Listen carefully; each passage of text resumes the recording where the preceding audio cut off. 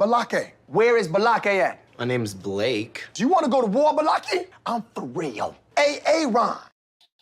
Ron is right here, everyone. Welcome back for more SPTV, where every day's a great day not to be in a cult. Speaking of which, Emily Armstrong and Scientology. Let me check my audio. Looks like the audio is good. Scientologist and Danny Masterson apologist Emily Armstrong of the band Dead Sarah has been selected by Linkin Park to be their new lead singer. This is incredible to me. You know, I figure if leading Scientologists, famous Scientologists, are going to get press, it might as well be an opportunity to remind the world that Scientology is a multi-billion-dollar family-destroying international human trafficking cult that has as its poster boy the most famous movie star in the world. And it seems that another Scientologist is getting a little bump to their profile. So let's see what Variety has to report about Emily Armstrong. But I will point out real quick that in the Danny Masterson criminal trial, Jane Doe 3 is publicly known as Chrissy Carnell Bixler. And Chrissy's husband, Cedric Bixler Zavala, is the singer for, and I always get this mixed up with a different band name, but Mars Volta and At the Drive-In. Both bands he's the singer for. And Cedric personally knows Emily Armstrong, and Cedric is the one who has said that Emily is a Danny Masterson sympathizer, defender, and apologist. Now, considering Emily Armstrong is a dyed-in-the-wool, true-believing second-gen Scientologist, it's not a huge surprise, but I think it is something that deserves to be pointed out. Okay, so let's see what Variety is reporting here. Linkin Park selects Emily Armstrong from rock band Dead Sarah as new singer, reveals tour and album From Zero. All right, we got a picture of the band members here. Linkin Park's new co-vocalist will be Emily Armstrong of the band Dead Sarah. The band announced Thursday during a live performance event. Colin Britton, a songwriter and producer for G Flip, Millennium, and One OK Rock, will also join the group as a drummer. The announcement came with a new single, The Emptiness Machine, the band's first new music release in 7 years, and the lead track for an upcoming album dubbed From Zero. Okay, we don't have to read every word of this thing.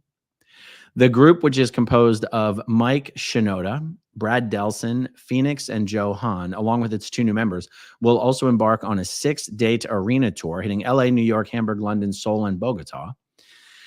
Linkin Park performed together for the first time in LA on Thursday for ticketed fans who were transported by buses to a studio lot. Okay. According to a press release, Shinoda, Delson, Farrell, and Hahn quietly began meeting up again in recent years.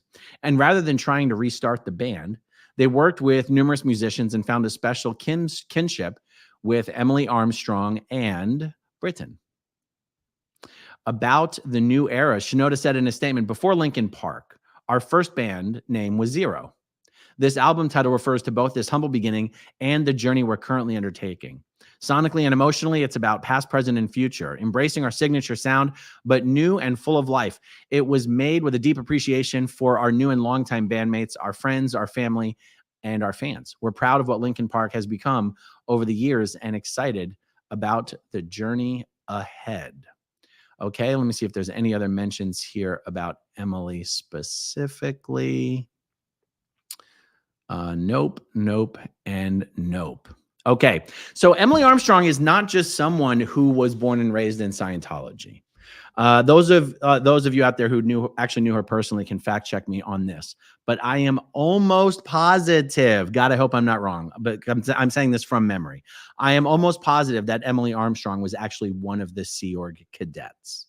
Emily Armstrong is she is definitely not some kind of a celebrity who has just been shielded from the more abusive and egregious aspects of Scientology. I think it's debatable how much celebrities are actually shielded from some of the most egregious aspects of Scientology. I think if the worst part of Scientology is child indentured slaves, all Scientology celebrities are aware of young teenage children working in the Sea Org, working 120 hours a week, being separated from their parents, being subjected to auditing sessions that are akin to grooming, in many cases being trained as Scientology auditors and having to do auditing on adults, interrogating them about age inappropriate matters. All celebrity Scientologists are aware of these things. And yet Emily Armstrong isn't even in that protected class of people. She's someone who knows everything about the dirtiest parts of Scientology. She knows about the cadet org. And if she wasn't personally in the cadet org, which I believe that she was a young Scientologist the same age as the cadets and was very close with the cadets. But I'm almost positive that she was herself a cadet. Now, what's interesting to have this conversation about Emily is that, she's not someone who joined Scientology. She was born and raised in it. She was put on this path, just like I was as a young age, just like many of the other SPTV people that you're aware of, Laura Armstrong, Serge Del Mar, Jenna Miscavige, Miriam Francis, Nora, Dylan Gill, Sterling, and I'm sure I'm forgetting 15 people. And sometimes when we talk about these matters, we end up being like, okay, where do you draw the line between victim? Like, where do you go from being like a child victim of Scientology to being an adult perpetrator of abuse in Scientology, or someone who is essentially co-signing the abuse in Scientology because you continue to support it? I don't claim to know where that line is. And I don't claim to know Emily well enough to know whether she's a kind and gentle person who just does her best and goes along to get along in Scientology. Like, I'm not sitting here going, Emily Armstrong, primary Scientology abuser. That's not this conversation. It is a very fascinating conversation to have, even when Tom Cruise comes into the conversation. Tom Cruise, when he was originally recruited into Scientology, we could reasonably argue was someone who was targeted and preyed upon by Scientology for what Scientology could get out of Tom Cruise. But using Tom Cruise as an example, there's no question in my mind that he can no longer rightfully be considered some sort of a victim of Scientology. He is absolutely one of the prime supporters and enablers of the abuse. And even though I say that with confidence, I still don't claim to sit here knowing exactly where to draw that line. It's one of those things, I guess, they say, well, I'm not going to say what it refers to, but you know it when you see it. One other interesting thing about Emily being a well-known Scientologist and now a much higher profile individual, Emily Armstrong is openly gay. Now, Scientology has very much been trying to soften its anti-gay edges. And I did speak to an under-the-radar Scientologist who gave me a few little clues as to how this was happening. And forgive me if I forget the exact details that were shared with me. But for example, the book in Scientology that really goes hard and heavy against homosexuality is a book called Science of Survival. And in the last video where I discussed this, I speculated as to whether Miscavige had made any edits to the book Science of Survival in order to, edit the gay away or edit the anti-Scientology, edit the anti-gay parts of Scientology away. And what was explained to me by this person was that no, nothing was removed from Science of Survival. It's just being interpreted and applied in some new way. So for example, Scientology is allowed, it used to be that if you were gay, you could not be a Scientology staff member. You could certainly not be a Scientology Sea Org member. You could be a Scientology public. They'll take your money. They like gay money as well. Gay money's green, guys. Gay money's as green as anyone else's money. And they like that money. They like that gay money. And so you were allowed to be a gay public Scientologist. You just weren't allowed to progress up to the highest levels of Scientology's bridge to total freedom as long as you continued to demonstrate your gayness in your private life. And so anyway, one of the rules that's changed recently is, according to an insider, more than one insider, but I'm thinking of one specifically when I say this, you are allowed to be a staff member now if you're gay. You still can't be a Sea Org member, though. I'm dying to know how Scientology explains how they're massaging and changing the rules. Like, if it's okay to be gay and be a staff member, then why isn't it okay to be gay and be a Sea Org member? Is it because Sea Org members live communally in dorms? And it's like, but you could be a staff member and live communally in staff housing. That's a very common thing for a bunch of staff members to get together and rent a house and have many more staff members in the house than there are bedrooms, you know? Anyway, it just adds an interesting little component to the conversation about Emily Armstrong, well-known Scientologist. Now her profile is being significantly raised. She's not like secretly gay. She's very openly gay. And I wonder if Scientology sees this as a problem. So like another famous Scientologist who lives her life openly gay, but I don't think she's not like a poster child for the gay community, is Catherine Bell. So Catherine Bell, the actress, and a second generation Scientologist named Brooke. I'm going to go blank. Brooke Daniels. Yeah, but what's her maiden name? Daniels was her married name. Brooke. I'm going to go totally blank on it. If anyone in the live chat remembers Brooke Daniels' maiden name, Marilyn, please start for me if you see it.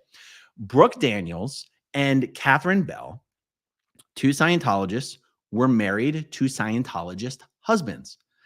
They divorced their husbands and got together as a couple and have been a couple for like 20 years. This is not a secret in Scientology, but you're not going to see Catherine Bell accepting any GLAAD awards. Like, this is an example where Scientology seems to have somewhat softened its stance on certain things, but has not changed its basic philosophy on that gay bad, gay wrong, gay is aberrated. Being gay is the result of your reactive mind. Now, a Scientologist might go, yeah, but the reason it's okay is everyone has a reactive mind.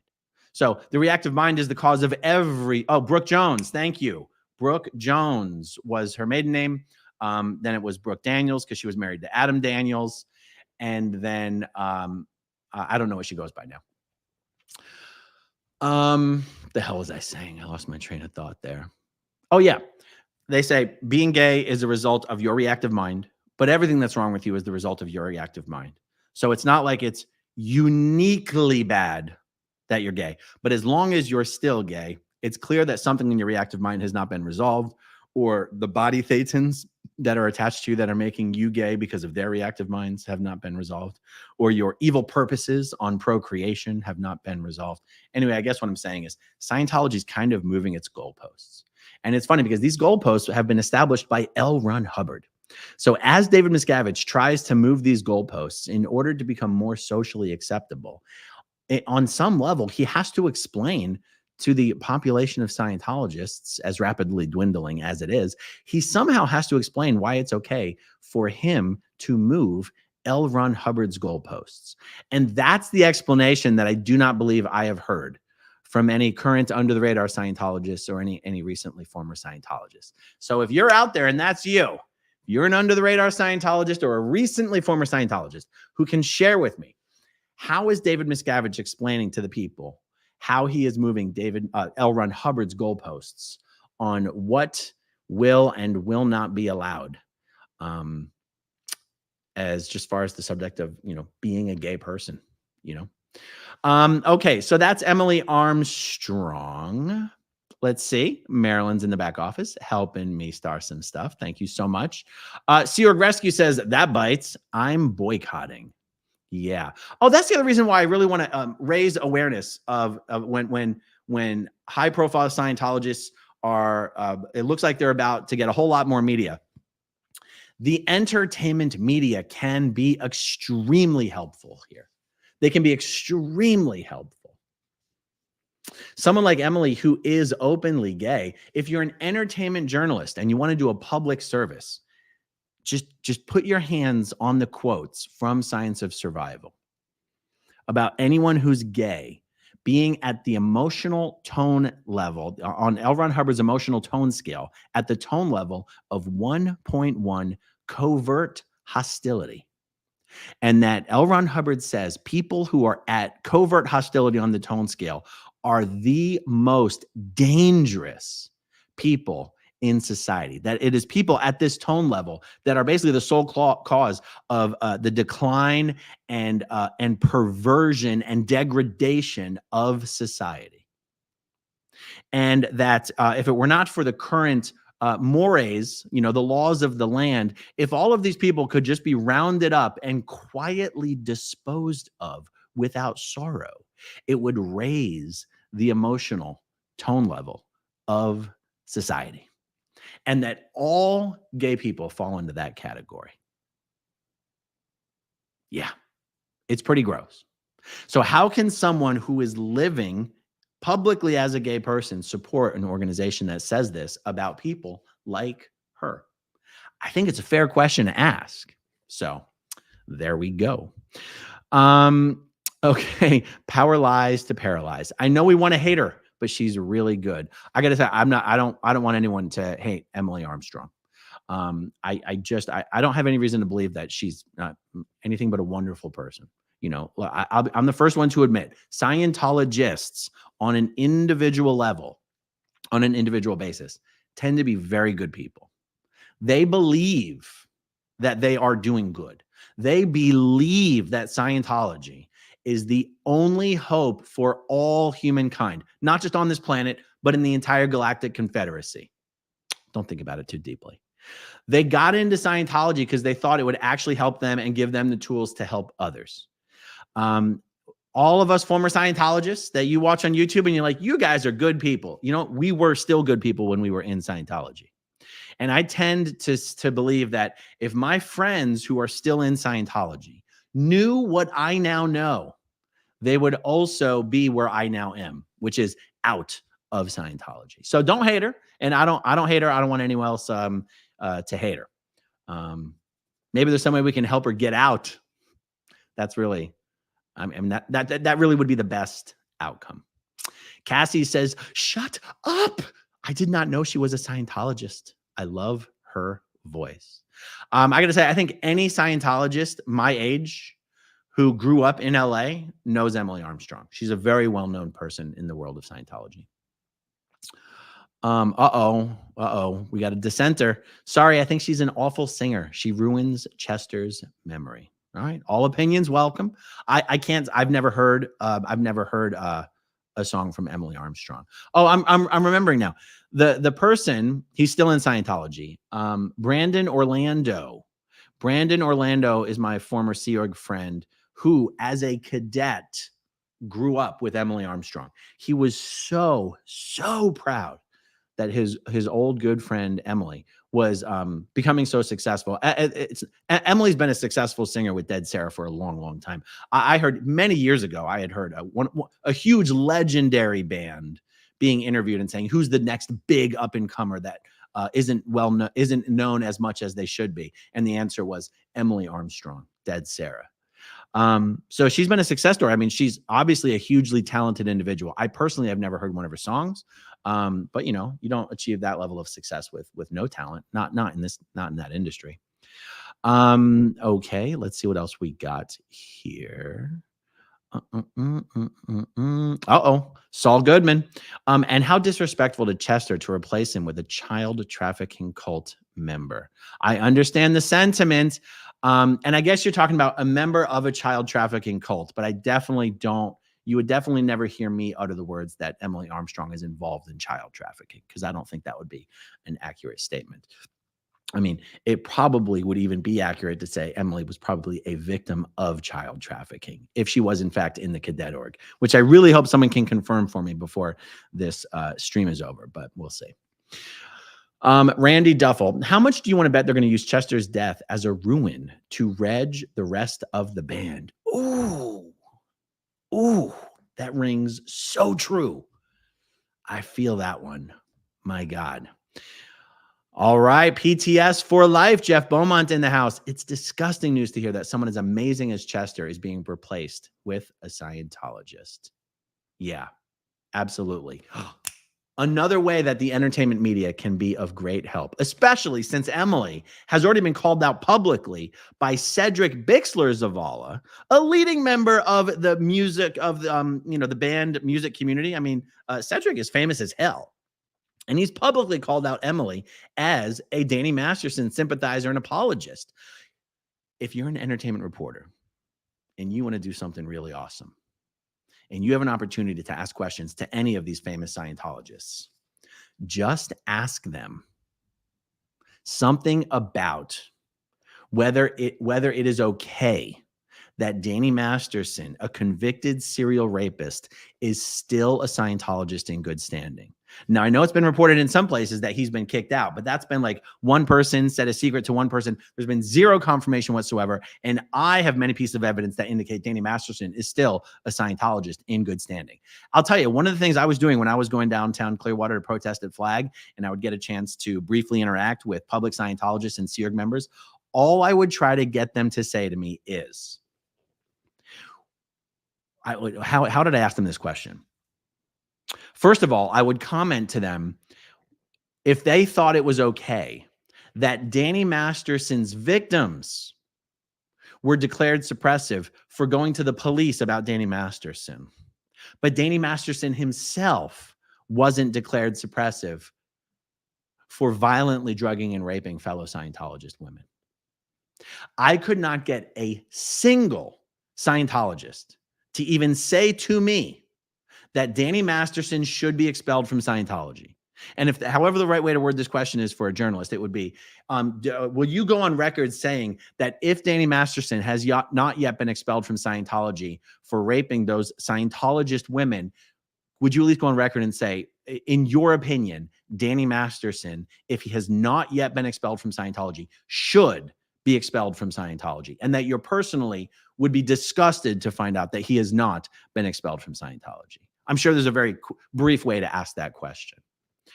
That might even be a more sort of appropriate question to ask than trying to get a celebrity Scientologist to comment on Scientology's crimes or to comment on Scientology itself. Maybe it's actually easier and more realistic to get them to comment on a Scientologist who's already been convicted of being a violent serial rapist, and just try to get them to say that if Danny Masterson has not yet been expelled, he certainly should be. That's all Emily Armstrong would have to say in order to satisfactorily answer the question, in my opinion. Emily Armstrong, do you know if Danny is it true that Danny Masterson is still in good standing with Scientology, even after being convicted of raping those Scientologist women? And all she would have to say is, if he has not been expelled from Scientology, he should be. Boom!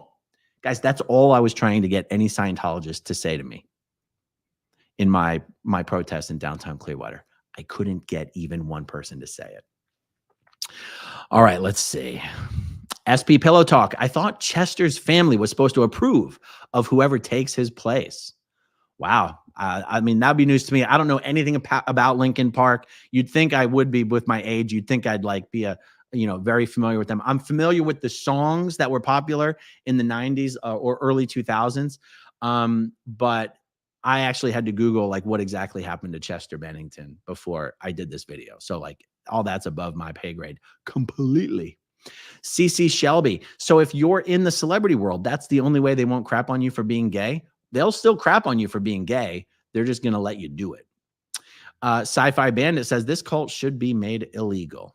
Yeah, well, they should at least have their tax-exempt status revoked. That's my position on it. Roswellian, Chester can never be replaced, and he would hate this. Crystal R says, this is not Linkin Park for me. They should change the band's name, in my opinion. Hey, this is the opportunity. This is the opportunity everyone has been waiting for to get a band called Xenu and the Body Thetans. Xenu and the Body Thetans, here we come. 6 arena tour, let's see. T, per Scientology audit. Good to see you. Morning from down under. And the tone scale is still the same, right? The tone scale is completely the same. And by the way, one of the latest material dumps that I got from a local Scientologist, yet another OT7 local Scientologist who's leaving Scientology, gave me yet another set of all of their materials recently. I'm going to have a yard sale soon just to get rid of my Scientology materials. I have the most recent copy of Science of Survival, and all of this stuff is absolutely still in there. Caitlin Barros, how can they go against Ron's writings? Probably how they would justify it is that what L. Ron Hubbard wrote in Science of Survival was like 1952, 3 or 4. I always get it wrong. And he said what he said about people who are at 1-1 on the tone scale, but it's not like he specifically said they can't be on staff. It's one of those things that is obvious that you would not want someone who's 1-1 on staff or in the Sea Org, because L. Ron Hubbard literally just said you should just round all these people up and kill them. So why would you want them on staff? But, you know, if you're being an apologist from a scavenger, you could be like, well, L. Ron Hubbard didn't specifically say that they can't be on staff. One of the big tricks in Scientology is L. Ron Hubbard said so many things in so many different places that you can always find something that he said or wrote to justify what you want to do. You know, so that's one of the tricks that David Miscavige pulls. Aaron Botterill, Botterill, Aaron Botterill, another AA run. Good to see you. Scientology ripped apart Braille skateboarding recently, made Aaron Cairo block off everyone, and he demolished their warehouse. AA run, I did a whole bunch of videos about Aaron Cairo and the Braille situation. If you just search on the channel, I covered that extensively, but you're right. And so, you know, it'd be interesting if, I wish I knew more about what the status of Linkin Park has been since Chester Bennington died in 2017. Like, is there even a band to destroy? Like, could bad PR, could bad Scientology PR surrounding Emily Armstrong have take down the PR, the prestige, or the status of Linkin Park? Do they still have status and prestige? I'm not even saying that sarcastically. I honestly don't know. I'm just so out of the loop when it comes to the music world. But yeah, I mean, could Emily Armstrong do to Linkin Park what Aaron Cairo did to Braille? Could Emily Armstrong's Scientology connection do to Linkin Park what Aaron Cairo's Scientology connection did to Braille? We'll see. Heather O'Neill, this is so disrespectful to Chester's legacy. It's Mike Sandoval. Scientology is identical to Hare Krishna in so many ways, including the anti-gay thing. Hare Krishna is also the only hope. All right. Abby Normal, R.I.P. Chester, should not be replaced. Karen McCourt, OMG, every time you say galactic. You know, I have for the longest time been saying Galactic Federation instead of Galactic Confederacy, because I thought there's no way it's Galactic Confederacy, right? That feels a little bit like, you know, Mason-Dixon line territory. And I checked it recently. It's absolutely Galactic Confederacy. So I'm throwing away Galactic Federation and I'm going back to Galactic Confederacy. Yes, Scientologists are here to save every Thetan in the Galactic Confederacy. Now, I don't know why L. Ron Hubbard limited it to the Galactic Confederacy. If you ask me, that's small think. That's loser think. You got to 10X it, bro. You got to get your money right. You got to take the Grant Cardone course in clearing the planet and realize it's not just the planet. It's not just the Galactic Confederacy. It is, in fact, the whole universe. Yeah. So there you go. Okay, Sci-Fi Bandit. I'm new to this. What do we do? Wait, what do we do when we find out someone is a Scientologist? Do we continue to support? It feels morally wrong. Oh, I don't claim to tell anyone who they should support. I mean, I'm the first one to admit I'll still see a Tom Cruise movie. I mean, I'm still hoping for the day I can go to the movie theaters, see a Tom Cruise movie, and see Tom Cruise, the character actor, not Tom Cruise, the super Scientologist. It kills me that I can't watch a Tom Cruise movie and see anything but Tom Cruise, the super Scientologist. But I'm hoping. I'm not someone who, I'm trying to think of other examples other than Tom Cruise. I'll still watch John Travolta movies. What are some other examples? I'll still watch movies with Michael Pena in them. I mean, he's in some good movies. Yeah. I don't tend to jump on the boycott train, you know, but I don't have any hard feelings or against people who feel that way. You know, let's switch the conversation very briefly to downtown Clearwater. Downtown Clearwater, Scientology and Scientologists own, like, it's got to be close to 90% of the real estate that isn't already owned by the city or the county. And because that is true, there are a ton of businesses that are not owned by Scientologists who rent commercial office space from Scientologists. And I know there's a lot of people who are like, look, I'm just not going to support businesses where some of that money is going to a Scientologist. And for a long time, I've been like, oh, that's too far. That's, that's not necessary. But then it just occurred to me like, it's not really my place to say where that line should be drawn. And if someone doesn't want to support a business financially because they know somewhere down the chain that money's going to Scientology, that's totally their right. And the same thing applies to whether you want to boycott a Scientology actor or a Scientology musician. That's just a totally individual choice, as it should be. Okay, let's see what else we got. How do I say this? Exclusive. Oh, exclusive. How is she already singing in a highly produced music video? It just dropped an hour ago. Well, they've been very busy organizing behind the scenes. Good for them. I can tell you that means whoever's running that operation over there is not a Scientologist. Because if a Scientologist were running that operation, there's no way it would have been that well planned ahead of time. T, per Scientology audit, says, I will try to get a Scientologist to say it next time I'm at the org. Fantastic. That is amazing. Thank you for that. And she's talking about getting any Scientologist to say, if Danny Masterson has not been officially declared a suppressive person and expelled from Scientology, he should be. That's all it takes. Okay, Phil Jones. Good to see you, Phil. Scientology would also consider they might be able to handle those gay people with auditing at some point. And that's, I mean, Phil just nails it here. That is what it is they say being gay is a result of either your reactive mind or false purposes or evil purposes or misunderstood words. They don't really say it's because of misunderstood words. And that eventually, by just doing Scientology's Bridge to Total Freedom, you will fix whatever it is that's wrong with you spiritually that's making you gay. Now, if you really think about Scientology deeply enough and you understand at least what L. Ron Hubbard wanted everyone to believe, there shouldn't be anything wrong with being gay. He says we are all immortal, spiritual, genderless, timeless beings. There's no such thing as a boy Thetan or a girl Thetan. Thetan is what Scientology calls the immortal spirit. And all Thetans are natively godlike. We're like 76 trillion years old. We live lifetime after lifetime after lifetime, picking up bodies.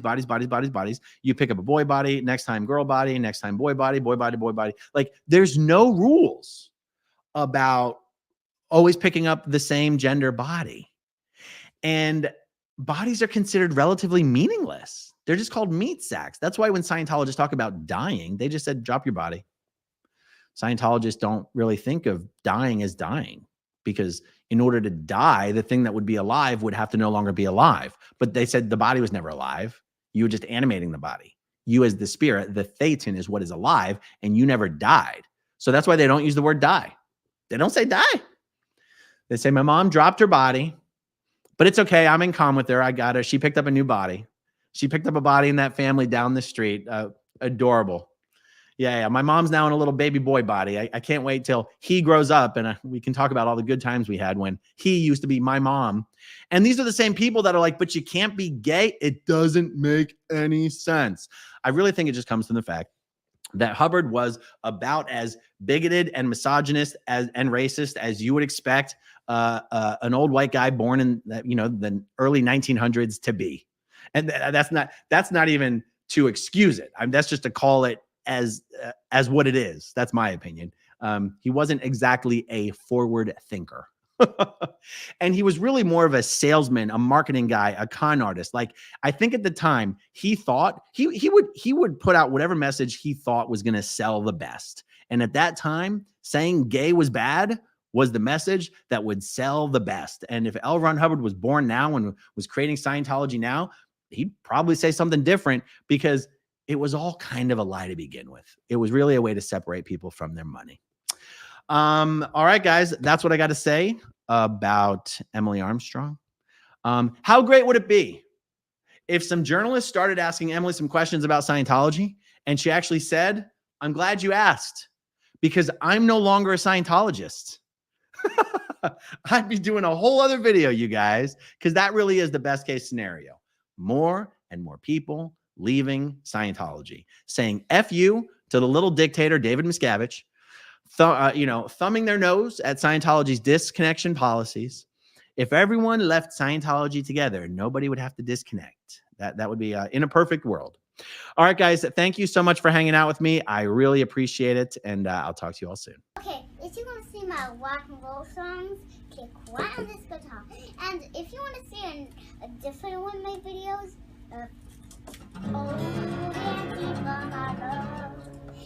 then you could click right inside here. If you have subscribed or not, subscribe